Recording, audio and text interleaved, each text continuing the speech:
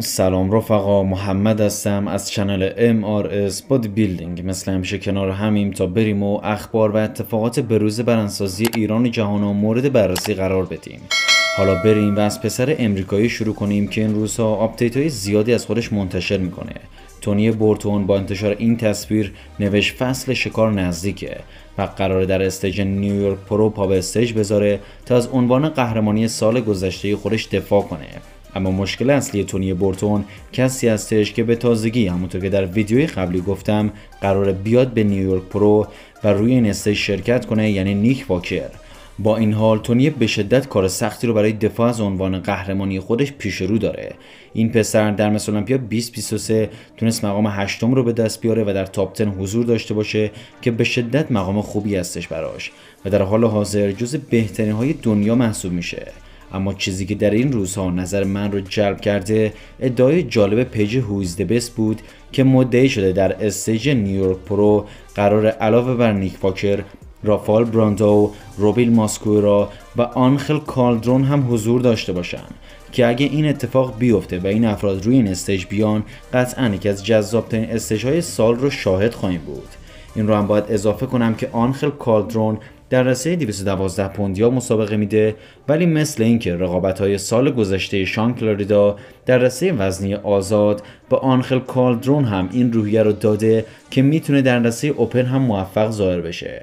این تصویر هم جدیدترین ورژن آنخل کالدرون اسپانیایی هستش و مشخصه از آمادگی نسبی خوبی برخورداره و قراره از این به بعد برای چند مسابقه خودش رو در رسه وزنی آزاد محک بزنه و باید ببینید که با این قد و قامت و این بدن پرتغالی که داره میتونه موفق ظاهر بشه و میتونه مثل شان کلاریدا لقب غول‌کش جدید رو به خودش انتساب بده. حالا بریم سراغ لیست تازه منتشر شده از سایت معتبر جنریشن آیرون که اومده و بهترین های سال 2023 دنیای بدنسازی رو مشخص کرده، از بهترین عضله در تک تک عضلات تا بهترین بدنساز و بهترین فیگوریست و بهترین مربی سال 2023.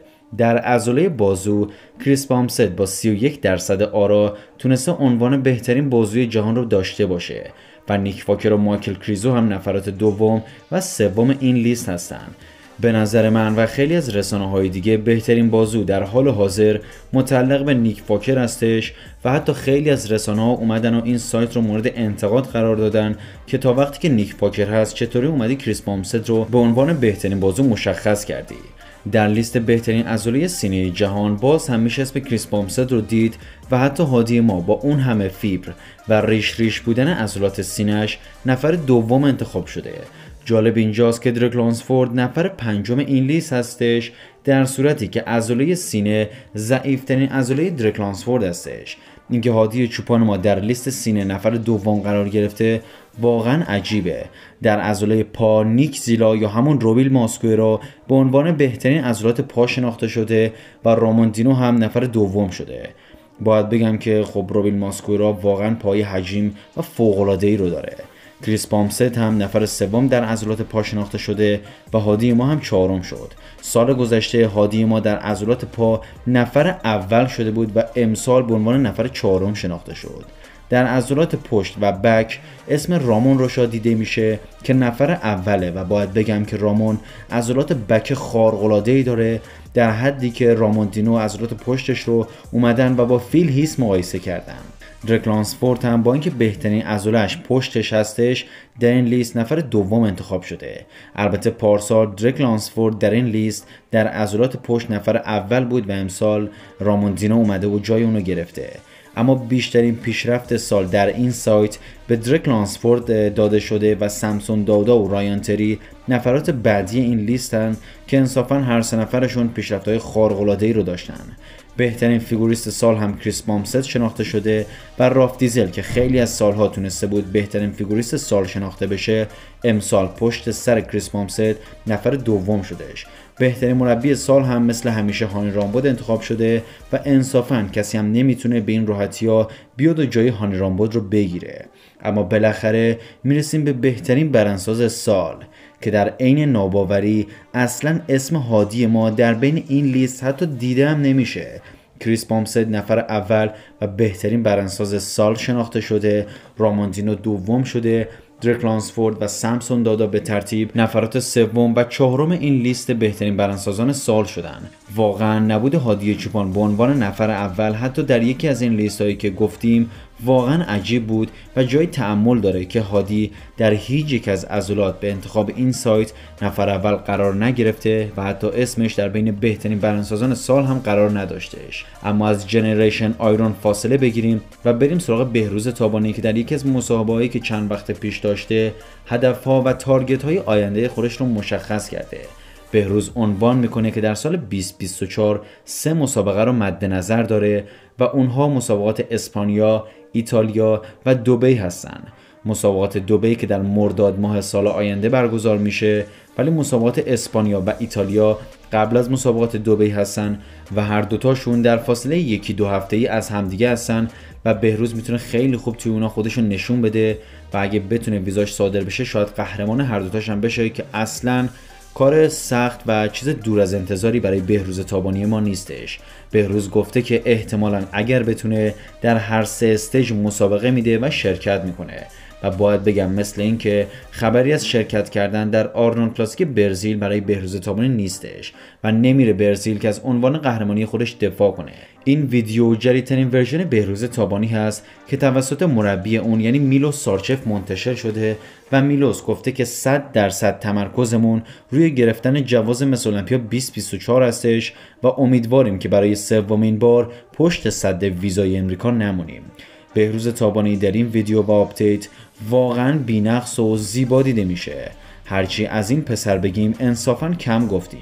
کسی که میلوس سارچف مربیش معتقده اگه بهروز امریکایی می بود حتی میتونست دریک لانسفورد رو هم شکست بده. خود بهروز هم در حاشیه تقدیرش در مسابقات کارگری تبریز توی مصاحبه‌ای که داشت اومد و گفتش من سامسون رو اصلا تهدیدی نمیبینم. درسته سامسون پیشرفت زیادی رو داشته اما بالاخره من میگیرمش. ولی مطمئنم که یه روزی میگیرم. اگرم بچه‌ها میخواین ویدیوی تجلیل کامل از بهروز تابانی در مسابقات کارگری تبریز رو ببینید روی لینک بالا کلیک کنید. خیلی خوب، حالا بریم سراغ اخبار آرنولد کلاسیک و هادی چوپان عزیز که نشون داده راه و رسم آرنولد کلاسیک رو حسابی زیر دستش اومده و فهمیده. اول از اخبار کسایی که از آرنولد کلاسیک امسال امریکا کنار کشیدن شروع کنیم. روبیل ماسکوئرا به صورت رسمی و کامل اعلام کرد که به خاطر ویزا به آرنولد کلاسیک امریکا نمیرسه و قبل از اون هم اندرو جکت گفته بود که به دلیل شخصی به آرنولد کلاسیک امریکا نمیاد. پس تا الان راه سوم شدن برای رافائل براندو، مارسلو دیانجلس و جاستین رودریگز از همیشه هموارتر شده. اما تازه میخوایم برسیم به قسمت جالب اخبار امروز و صحبت‌های میلوس سارچف در پادکست ماسل اند فیتنس با حضور داور مس المپیا آقای ترکل گندی، کریس کورمیر و دنیس جیمز. دنیس جیمز معتقد هستش که هادی سال 2019 خیلی کات‌تر بودش و الان فقط باید به همون ورژن قدیمش برگرده. اون نیازی به سایز اضافه نداره.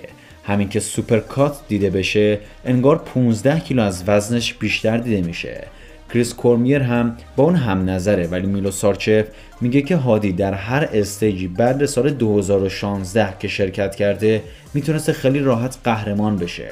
اون میتونست فلکس لوئیز رو در کره جنوبی به راحتی شکست بده. اون میتونست سدریک مکمیلان رو توی سن مارینو به راحتی شکست بده. اما در هر دو مسابقه داوران هادی رو به خاطر معروف بودن و مشهور بودن رقیباش دوم کردن. اون میتونست قهرمان سالهای 2019، 2020 و 2021 مس المپیا بشه. میلوس سارچف میگه که هادی همینقدر خوبه. اون سطح کاندیشن خودش رو ایجاد کرده و وقتی کمی از اون کاندیشن فاصله میگیره همه میگن که هادی کات نبود. در ادامه میلوس سارچف میگه که اما هادی در مقابل دریک لانسفورد انقدر کاته که با همدیگه اصلا قابل مقایسه نیستن. این بود از صحبتهای میلوس سارچف در مورد هادی چوپان. اما بریم سراغ ورژن جدید هادی چوپان، یا بهتر بگم سبک جدید فیگورگیری هادی.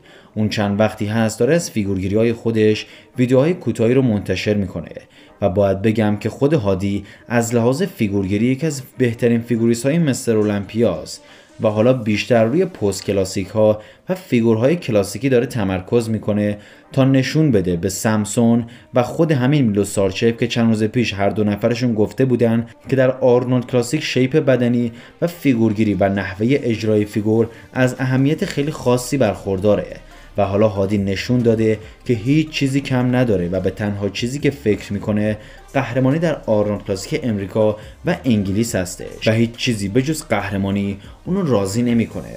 و حالا به نظر شما هادی در 5 مس المپیایی که تونسته شرکت کنه، یعنی از سال 2019 تا 2023 توی چند تاش میتونست قهرمان بشه؟ اگه منطقی باشیم حداقل هادی 2 بار باید ساندو به خاک ایران می آورد. حالا نظر شما در این مورد چیه؟ هادی چند بار میتونه ساندو رو به ایران بیاره؟ برام کامنت کن.